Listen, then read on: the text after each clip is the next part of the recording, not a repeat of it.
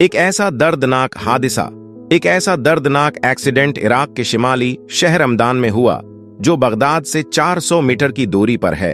खुशियां मातम में बदल गई, घर बसने से पहले ही उजड़ गया। इस हादसे को सुनकर आपको अफसोस भी होगी और एक बहुत बड़ा सीख भी मिलेगी।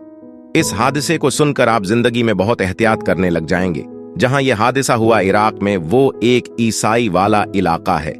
वहां एक आलीशान शादी हो रही थी जिसमें तकरीबन 1200 से 1500 तक लोग शामिल थे। सब कुछ बहुत धूमधाम से हो रहा था।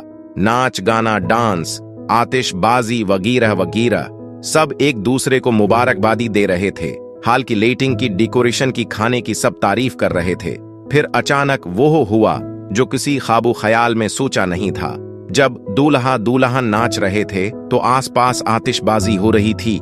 इसी आतिशबाजी की कुछ चिंगारियां कटन तक जा पहुंची और उस कटन में आग लग गई।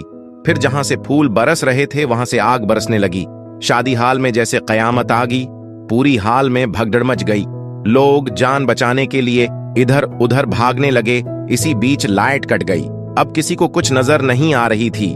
लोग किसी तरह जान बचाकर बाहर निकलना चाह रहे थे, लेकिन हर तरफ आग, धुआं और अंधेरा इतना था कि लोगों को बाहर निकलने का रास्ता नहीं मिल रहा था। कयामत की वो मंजर जो लोग अपनी आंखों से देख रहे थे। उस शादी में 1, 2 या 3 नहीं, पूरे 113 लोगों की जान चली गई और ना जाने कितने लोग अभी मौत और जिंदगी से लड़ रहे हैं। हालांकि दूल्हा दुल्हन किसी तरह जान बचाकर बाहर निकलने में कामयाब हो गए, लेकिन क्या फायदा, सब अपने चले गए।